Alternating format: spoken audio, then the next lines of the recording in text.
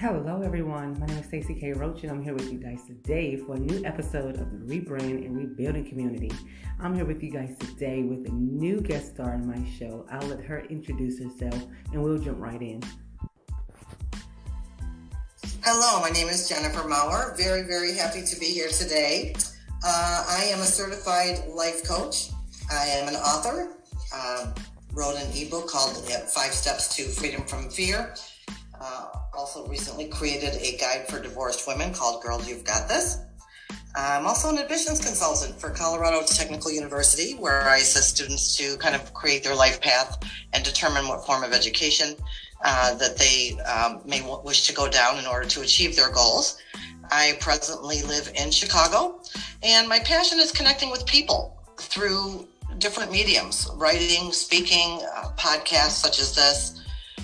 And really my mantra, I guess, is you get what you settle for. And that's kind of the foundation for my teachings and for what I credit my success. So that's a little bit about me, and I'm just really excited to be here.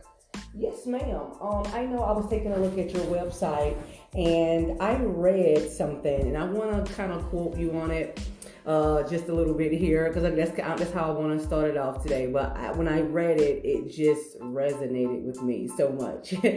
I'll give it a start. It's just a little intro from your on your bio on your website, and it starts, "Hello friend, I hope this finds you well. I'm a certified life coach, author, motivational guide, proud mom of 2, and fiercely loyal friend. I'm also self-proclaimed travel geek and and beach freak, and wish the world was made of chocolate." You know what? When I read that, I laughed, but it resonated with me. You know what? I want to know what were you thinking when you wrote that? Like in the midst of you, like where did that come from? You know, it just. I hope that's very indicative of who I am as a person, as a coach, as a friend, as a family member. You know, life is serious. We take life very, very seriously, but I really believe that throughout life there are rivers of joy. And I always try, as I move through the day, as I move through the challenges of life, I always try to find that one little piece of comic relief or maybe something, you know, just this fun to think about. And I always did wish the world was made of chocolate. You know, maybe it goes back to seeing Willy Wonka when I was a kid and that chocolate river was running through that whole thing, even though that blueberry girl freaked me out. But, you know, all I could really think about was, wouldn't it just be great if everything that we look at could just is something sweet and something tangible and something we can just break off a piece of anytime we want and find that little piece of joy in our day. So not to get too deep, but I agree. You know, who asked? I think that's kind of what that's about. It just adds a little bit of levity. I agree. And this past week, I've worked with someone that this little sentence here kind of summed him up. He didn't take a lot of things too serious, you know, trivial things. Like he was like, yeah, it's okay. Our truck order was late at work. And he was like, you know what, it's whatever. And I was like, wow, like, you know what, the patience, just... I love that. Like you said, if everything could just be sweet and we don't get so wrapped up and overthink things and get upset when things don't go our way, because I found that even when things don't go our way, they're really going our way. You know, right. That sometimes that's working out for us as well. We just don't know it and we don't see it. So, like I said, I wanted to start off with that, but I love that piece. I love that you put that in there. That really made me be like, you know what? I can kind of warm up to her. You know what? Like you said, it was sweet. It was really sweet. I appreciate that. You know, I think when you're presenting yourself, especially online, you know, I really feel like people want to know you. They want to trust you, and you have to give up little pieces of yourself, even if they're a little bit quirky. You know, like I said, you know, you got to add a little bit of levity now and then, and it just really, I'm glad that it resonated with you. When I wrote it, I wasn't too sure how it was going to be received, but you know, if we worry about that, then we do take away that authenticity of who we really are. So when I put together my website as a whole, it's probably not a traditional website. I don't know, because I actually on purpose, I did not research other coaches' websites, right? I didn't get the memo. You stood out. You stood out. Let's just say that. You have to do that. I'm using the colors I want. I'm putting the stuff in there I want. This is going to represent me. This is my clients or anybody who visits my website, they got one shot and a very short attention span to get a kind of a cue as to who I am. So I'm putting as much of myself into it as I possibly can to let people get to know me. And I love that. And you stood out. That actually, you know what, out of everyone so far I've interviewed on the podcast, and I went to their website. Everything is professional. It looks really good. But sometimes, like you just said, we just want... Just give us the real you. We don't have to fancy everything up. We don't have to make ourselves be the best of the best. We all make mistakes. We all come from humble paths in some way, shape, or form. And doing that, I think by doing that, that actually gave me an idea for my website, because I was overthinking it. I was taking it too serious. But I love that. That made me really, you know, embrace you even more. So, yes. Well, gosh, that's the best compliment you could give me, because that's really... you know what? Literally, all we can do is us. Do you, boo? Right? You. I love your mantra. You are the only one in the world like you. You bring something so unique to the table. Yeah. Nobody else is a blueprint of you. Nope. And that's what people want to see. They don't want to see, I don't think anyway, they don't want to see perfectly, you know, professional, well put together. Oh, I hired a marketing firm and paid them $50,000 to do my website. No, I literally did it from the ground up, not even knowing what I was doing. Yep. And there's going to be some people that will probably, not respond to that. But you know what? That's okay, because those might not necessarily the people I'm looking to bring into my world. Correct. So, you know what? It is what it is. And that's why I love it. It screams you. Do you. I love that mantra. And I actually just made a post on social media about that. Is you have to do you the best way you can. And that's one thing that you just said. No one can do you better than you. And I had to accept about myself where I can't perfect anything else, but I can perfect me being me. I can perfect and I can be better than I was yesterday, 2 weeks ago, last year. That's what I can perfect. I can overcome. But yes, I want to kind of jump right in on something else that I read on your website as well. I kind of took my notes, but I seen something, I'm going to kind of quote you. It says, and I've survived a lot of direct hits over the past few years. Divorce, financial fallout, death of loved ones, health issues, and yes, a bit of anxiety and depression as a result, you know, of going through all of that. And that's what my website, my podcast is based on, is overcoming. I overcame homelessness and divorce, but I listed disaster and tragedy as well, because people go through things and they do become depressed and anxious, and they do... when you start to stress out, then your health starts to decline, and then when you're not at your best health, your finances go down, because then you can't put in the work that you was doing. Like you're not feeling it. So going through all of that you went through, like what was something that you did mentally to help change, your perception of, okay, oh, woe is me, I'm going through all of this, to, I'm going to overcome this, I'm going to, find a way to get through these battles, get through these, obstacles. Like, what was something that you used and you did to help yourself through those troubling times?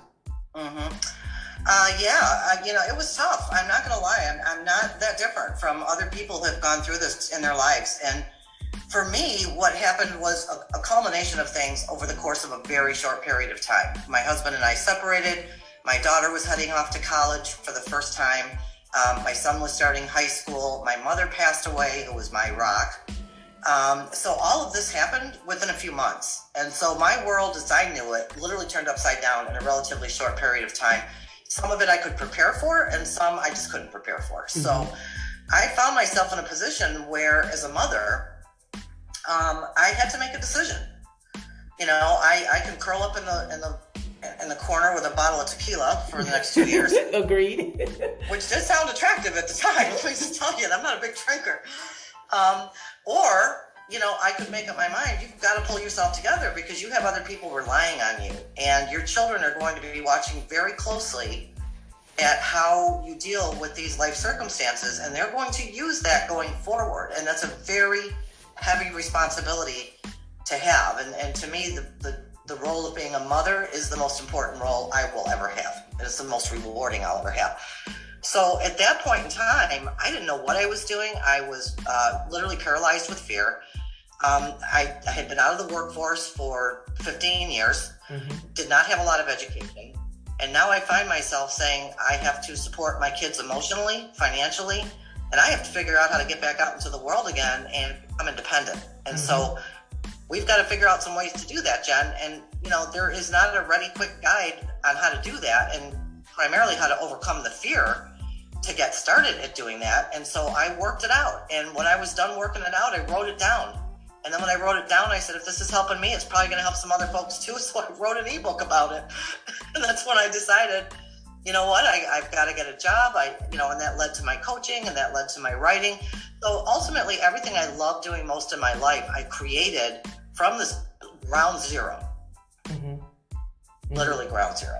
Yes. And I also, like I said, with where the Rebrand and Rebuilding Community podcast, that came from the Rebrand and Rebuilding system. And that was just some things, like you said, that I worked out mentally in my head, and I also wrote down as well. And I was like, okay, if it's helping me, it can help someone else, because I was homeless. My ex-husband and I separated, he kept the house, he kept the kids, I kept the van that I owned, and I was working a part-time job, literally not even making almost $10 an hour. So you can't really live off of that. In the part of South Carolina at that time that I lived in, you have to make 3 times the rent. So I lived in my car for almost 9 months, 8.5 months. I couldn't take care of myself, let alone my children. And that is one thing my ex-husband, he took on the responsibility of financially providing for the kids because he could. I couldn't. When we got married, got together, I was working full time at the time at that moment, but then I kind of lowered myself. I let him work full time, and I worked part time because someone had to be home with the kids, someone had to do the laundry, someone had to grocery shop, someone had to do these things. And like I said, growing up, I always wanted to be a wife and a mother. I never thought about business or podcasting or like that was my ultimate thing. So when the divorce, it didn't work, that shattered my whole world. I felt like that's all I ever wanted. That was my dream. So going it's never the ending that you imagine. It was devastating. I was finding myself becoming bitter and angry and hateful, and I didn't like that. And I had to figure out a way, like you said, because my children still have to. They're watching me, and they're going through things themselves. And if I don't handle this situation carefully and like an adult, they're going to take these things in and start to do them themselves as they get older. And I didn't want to set a bad example. So I try to stay cordial, and my ex-husband and I, we get along, we co-parent now. But at first it was hell. I had to, like I said, people think it's all cookies and cream, and it's not. Sometimes it is hell, and sometimes it hurts like hell, and you're going to cry, you're going to be angry, but you have to let yourself feel those feelings and then move on past them. You can't dwell in them forever. And always be the victim, because I had to accept accountability and say that, hey, he wasn't all to blame for the ending. I chose and I made certain choices and decisions as well that left us and left me being homeless and going through a divorce. But like I said, divorce for me, it's not always a bad thing. It was a blessing in disguise, and that was the first time in my life that I ever was left to be alone with myself, my own thoughts. I had no one to govern or choose for me. That gave me the time to really say, what do I want in my life? Where did I see my life heading? Like, where do I see myself living? Where, how do I see myself taking care of my kids and like financially? And like that really helped me start on the path that I am now. I wouldn't be here now if it wasn't going through the separation and the divorce. So it did lead to better later on, but it took for me to change my perspective, and my outlook on the world and even divorce. Because you hear a lot of horror stories when it comes to divorce, but divorce don't have to be so bad unless you make it you that way. We can choose to say, I'm not gonna be bitter. I'm not gonna be angry. And I didn't want to be a mad black woman, I don't want to be that stereotype. And I was starting to. I was not going to be that girl. Yeah, I didn't want to be that girl. So, and I didn't want my sons to see that either. I didn't want them to start looking at all women in that way. It was like, well, my mom is mean and evil and bitter, and I just didn't. I want them to have a good perspective and perception on women as a whole. And I just want to show them what a strong, successful mother, wife, just a friend, sister, daughter looks like, you know, as a woman. It's a lot to be a woman. So, yes. Very true. And you know, you bring up a really good point, because there are those kind of paradigms and stereotypes about divorce, and that it's always a bad thing. And, you know, at one point in my someplace, I don't know where it's at, you know, I say divorce isn't fatal. It can be a new beginning for you know. And let me just say, for both parties, you know, when a relationship goes sour, as you said, you know, there's two sides to every story, and there's truth in the middle. And we all have to own our part of the failure of that relationship. And maybe in some cases, it's the scales are tipped, you know, more to one side than the other. But at the end of the day, nobody wants that. Nobody starts off a marriage, you know, with the expectation or the hope that it ends in divorce, obviously. Correct. So it's hurtful, it's painful for everybody involved. So why make a bad situation worse, right? I mean, I have an amicable relationship with my ex-husband as well. And they say, you know, if you can't love and respect your husband, then love and respect the father of your children. And if you look at that in that perspective, that maybe you aren't meant to be together forever as a couple, but as parents, you know, your children mean everything to you. And so there are different things that you can do to embark on that path. And truthfully, that's what inspired the course that I wrote, because that was another thing I struggled with is, okay, reinvention, right? It's not just the fear part of it. Once you can kind of place those irrational fears where they belong, now you've got to set out to making plans and setting goals for your life. And you're in a really kind of hard place when that divorce starts to settle in. You know, before that ink is even dry, you're saying to yourself, how did I end up here? Did this really happen to me? And now where do I go from here? So, you know, I kind of wanted to break it down into a few phases. You know, first adapt, you know, or adapt, I should say, to your new normal, right? Feel it. Cry, eat some Haagen-Dazs, you know, just wallow in it for a while. And then you'll know when it's time to let that go and start looking towards that path of reinvention, right? And so that's when, okay, now let's rediscover who I am. Let's do some real exercises here to get in touch again with that person that I am, that I might have laid to rest for a while I was focusing on raising the kids and being a wife and a sister and a mother and an employee and whatever else you are. We lay ourselves into the back burner. So time to put ourselves back on that front burner. Here's some exercises that you can do in order to do that. Then once we get through that stage, now it's time to really adopt those new kind of ideals and habits and principles and goals and create a path that's a disciplined path for yourself, where by sheer repetition, you're developing a new mindset, and it gets a little bit easier every day. So now you're behaving in a way that you are the person that you'd like to meet one day. Agreed. I totally agree. Now I want to talk about this book that you wrote, 5 Steps to Freedom from Fear. And that's another thing I said during the separation period and divorce, up into the divorce, I had a lot of time to myself, and I had to realize, I even wrote about it in my book, about, you know, overcoming fear. And it's not easy. It is not easy overcoming the worst possible outcomes when it comes to your life, divorce, job, or whatever. But fear can hold you back. And I even mentioned in the book that one of the reasons I got married was because of fear. I didn't get married out of love. I grew up in a Christian church, and with my grandparents being all, you know, Christians, and they had that belief. And I had my first son out of wedlock. Then I got pregnant again, that was out of wedlock. So I felt like I had to get married in order to go to heaven. I felt like if I didn't marry that man and we had a child together, I was going to go to hell. I married out of fear. And that right there was one of the first mistakes I made. Strike one. That was strike one. And I mentioned that in the book. Like, seriously, it's hard to overcome fear. So with you writing 5 Steps to Freedom from Fear, how did you even come up with the title for that book? Where did that come from? Because it's, you know what, I know a lot of people have strategies when it comes to overcoming fear, but that's one thing, like doubt. That's something that is going to always haunt you in this lifetime. We're human beings. We're going to have fear. We're going to doubt. How do we overcome that? Yeah, well, the name came very easily to me, and that's how I knew I was on the right path, because I felt trapped by the fear. I felt like it had me in a cage, and I couldn't move. And so all I could think of was breaking free. And the only way I'm going to get free is if I learn how to confront this fear, because you're never going to get rid of it. Let's face it. I don't make any pretense that fear is ever going to go away. There's some fear that's actually good for us, right? Yes. We know that. It's those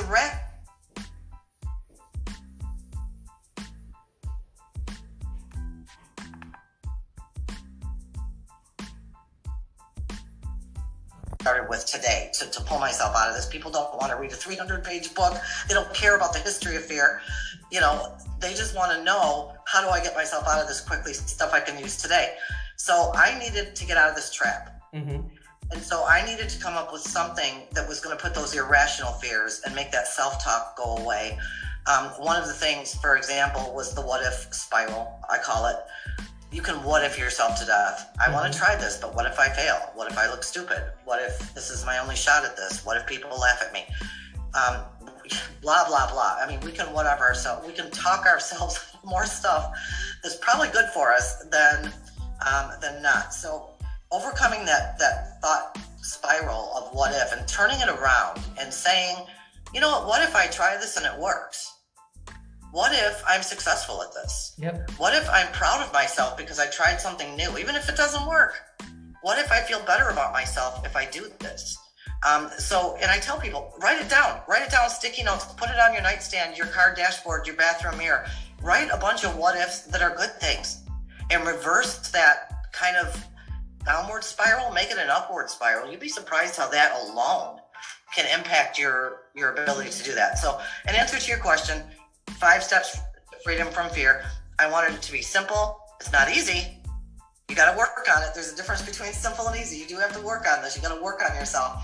But they are 5 simple steps that will free you from that prison that you are in, that is preventing you from living your fullest life and from realizing your fullest potential. That to me is the most tragic thing on the planet. And in the guide, I actually define fear, which is the first step, is to define it. And it is the ruthless thief that creeps into the back of your mind at the height of inspiration and robs you blind. I agree. I really agree. That is, to me, the definition of fear. Yes, I agree. And it, like you said, it robs you of your joy in the moment. It robs you of you even being, like I said, to even enjoy what's going on around you at that time.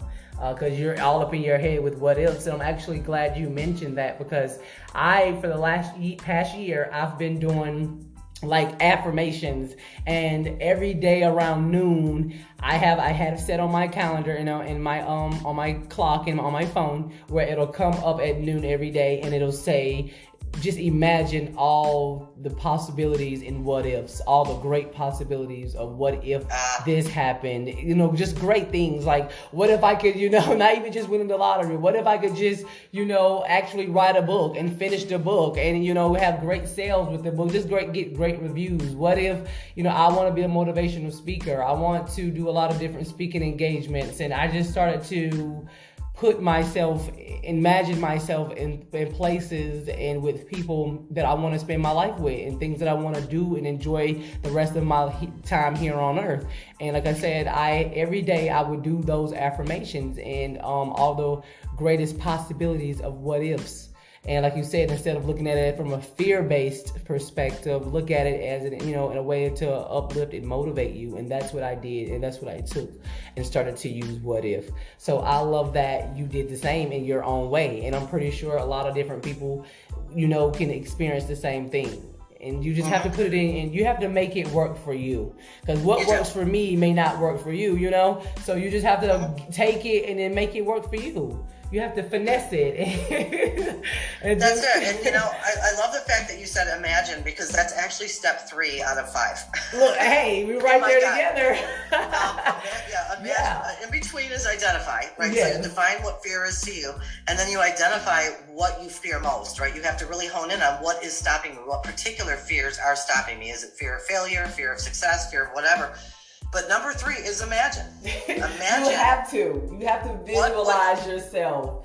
Yeah. And I do, and that's another thing, and not to get so caught up on all the small details. That's another thing, but just actually imagine yourself being in the moment and seeing what you want it to manifest in your life, especially when it comes to great possibilities. And we're speaking of overcoming fear. So yes, I love that. Great minds think alike. So that lets me know I'm not alone. Page, for sure. So here, folks, we got two subject matter experts here saying the same thing, thinking the same thing. There's got to be something. It got to be something there, right? That's it. That's the secret. That's the sugar in the tea. Right there. That's it. I love it. But I am so thankful to have you come on. I didn't want to keep you on for so long, but thank you for being patient with me and just coming and talking with my audience and sharing your stories, because like I said, we all overcome some things. We all go through something.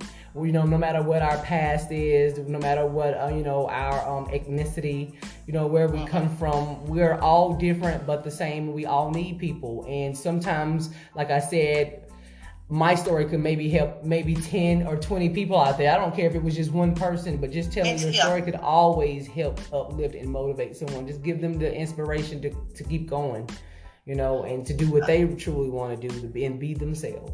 So thank you. And I thank you for having me. I sincerely do, because, like you said, this is why we do what we do. It's if it touches one person a day, and that was my goal when I set out. If through my writing, if through my podcast or my public speaking engagements, whatever it was, if I can touch one person, if I can change maybe the way they think, if I can give them one ray of hope that, hey, I'm not somebody that's untouched by the issues that, everyone else is untouched by.